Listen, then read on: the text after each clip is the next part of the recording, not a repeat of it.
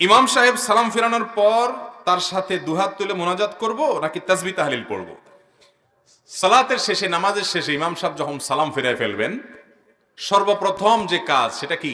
এক বর্ণায় আসছে আল্লাহু আকবার বলবেন, এরপর 3 বার ইস্তেগফার পড়বেন, আস্তাগফিরুল্লাহ। অন্য বর্ণায় আসছে শুধু ইস্তেগফার বলবেন, এরপরে বলবেন আল্লাহুম্মা আনতাস সালাম ওয়া মিনকাস সালাম তাবারাকতা ইয়া যাল জালালি ওয়াল ইকরাম। এরপর আপনাকে আল্লাহ তৌফিক দিলে আপনি আরো বিভিন্ন দোয়া আছে সেগুলো পড়বেন। সূরা ইখলাস একবার পড়বেন, সূরা ফালাক একবার পড়বেন, সূরা নাস একবার পড়বেন, আয়াতুল কুরসি একবার পড়বেন, 33 বার সুবহানাল্লাহ, 33 বার আলহামদুলিল্লাহ, 34 বার আল্লাহু আকবার।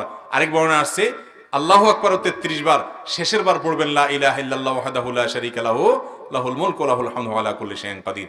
এইভাবে এই দোয়া এবং জিকিরগুলো 5 ওয়াক্ত নামাজের পর নবী করিম সাল্লাল্লাহু আলাইহি সাল্লাম পড়তেন। 5 ওয়াক্ত নামাজের পর নবী করিম সাল্লাল্লাহু আলাইহি সাল্লাম সাহাবীদের নিয়ে এভাবে সবাইকে নিয়ে সম্মিলিতভাবে এভাবে ট্র্যাডিশনাল এবং রেডিমেড মুনাজাত করতেন না। তিনি করতেন দোয়া দরুদ গুলো পড়তেন, সাহাবায়ে কেরাম সেগুলো করতেন। বহু হাদিস সে বিষয়ে বর্ণিত আছে। আর যেটা আমাদের সমাজে প্রচলিত আছে, ওরকম একটা হাদিসে পাওয়া যায় না যে নবীজি সাল্লাল্লাহু আলাইহি সাল্লাম 5 ওয়াক্ত নামাজের পর সাহাবীদের নিয়ে এভাবে করতেন। যদি 2-4 বারও করতেন, শত শত হাদিসে বর্ণনা আসতো, কারণ সাহাবীরা সবাই নবীজির সবকিছু বর্ণনা করতেন।